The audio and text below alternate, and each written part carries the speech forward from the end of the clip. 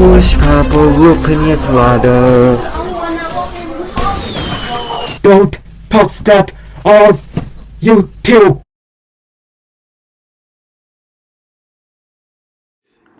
By May, do we want to have a standard on how we're going to represent that eSOAR element? I know that maybe, one ops looks one way, R to R, their eSOAR recommendations look another way. BPM, we're going to have to create them, so we would need to know which direction we're going in on the level of detail. Okay, thanks, Mark. And also, I will take it one step further. There is also one symbol. When you think that particular box in the business objects for eSOAR identifies that there is something there on the eSOAR. So it's all about the standardization. We've not seen any standardization on that. Yeah, so I think the short answer is to yes, but again, they're pointing out better. Can we get a couple of examples, and maybe Blake, if you're still with us in here, we can track this action outside, just take a look at a couple of examples, just precisely what we mean, and provide this level of clarity. Unless we find out we're talking about a lot of work that we want to put it as a lower priority. My preference, just going this line, would be to standardize, because every time we show something that doesn't look standard, they call us out. Right? So my preference would be to standardize. Maybe we can just take the action, take a couple of examples, and get to a decision. I do think the DGen for eSOAR should be the gold standard, and honestly, if whatever is coming from one operations doesn't look like DGen eSOAR, then you should try to understand why, because it's just a matter of how you write it. Right? It's not about the quality of the content. It's kind of like we have the taxonomies. Every L3 is a noun, every L4 is a verb. So if it's short sentences and crisp sentences, that's fine. I would try and write things in a different way. So let's take a look at that example to take a decision. And Blake, were you following this? Yeah, most of it. Yeah. Okay. Yeah, but let's just track this action. Okay. All right. So, Tamara, since we're still here, and by the way, thank you, and that's pretty late for you. Do you want to take this agenda slide and summarize how it looks like now?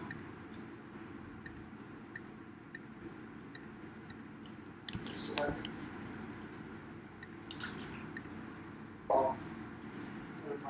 I can take it. So sorry, Ricardo. Apologies for this. I have an absolutely terrible connection today. I just keep getting in and out, basically. So I apologize in advance. But can you hear me now, guys? Yeah, we can hear you. Yeah, I just think I should stop clicking any buttons or moving mouse or making any movements and hope that this stays. Ricardo, happy for you to take this, but equally happy to talk everyone through this. Yeah, please go for it. Everybody ready? Yeah, if I disappear, please take over, because otherwise it will be frustrating for everyone. So what we're looking at, as you know, the prioritization is ongoing, so some of the timings are indicative, but our proposal is that at level 2, we will structure the workshops and we will sandwich them sort of top and tail with a few standard discussions at the beginning of the workshop and at the end of the workshop. So we will all start with the objectives of these processes, and we have drafted something or it will get into, as I think Chris quite rightly raised the concern, it will get into the point, I can't do this, or, we've always done this like this, and therefore it will have to work. So we'll put in front of them a number of design principles. We will work, hopefully, before the workshops, making sure that everyone agrees with those. There will be some stream principles, and as you know, on SharePoint, there's a log of stream principles that has been drafted by various stakeholders.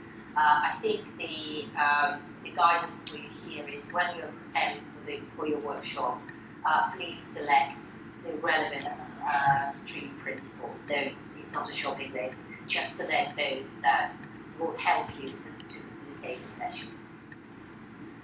Then we will go into the level 2 overview of the process. And this is where the idea is that we will give sort of an end-to-end logical flow for the process. And before we go into the level 4 walkthrough, step by step, we will actually bring out the best practices that will differentiate, that do differentiate this particular area of the process taxonomy. I'll give you an example in a second. We've drafted something using Ricardo's favorite area collections. And the idea is that we really encourage them to start thinking around these best practices and leaning on the design thinking, except the fact that best practice really always means that we are here, or they are here, or they will be in their presence will be. Sorry guys, it's been a very long day for me, talking all the time. That the idea is that they should, together with us, they should help us identify the value opportunities that this best practice represents. From there onwards, we will move to the level 4 walkthrough, focusing on the process, but really highlighting the relevant elements of best practice, really highlighting anything that supports and maintains your story, and then capturing those gaps, aka turnaround value opportunities. It is really important that we rely on the business optics and really showcase that it's a great platform. A bit of sort of anecdotal evidence: when we walked EY today through this, there was a bit of a jaw-dropping moment when the partner actually said to Ricardo, "Oh, this is really good." Then later on, when we demonstrated this did a demo to Nate, he was equally impressed. So I think the way to win to the hearts and minds there is to really land the story of the leading of the best practice, and then really show through the walkthrough saying, look, this is not just some hypothetical concept that we're landing here, it's actually embedded in the process model. So with that in mind, we will walk through the process taxonomy level 4 by level 4, parking any difficult questions, hopefully with facilitation skills. We kind of need to, sorry, people are feeling, we will keep those to a minimum, but let's see what we learn, because, let's see what we learn from this. On the other sort of end of the workshop, in this example, it's day 2. We've allowed some time for the deep dives. So whatever you parked during the walkthrough, any sort of difficult discussion points, hopefully a manageable volume,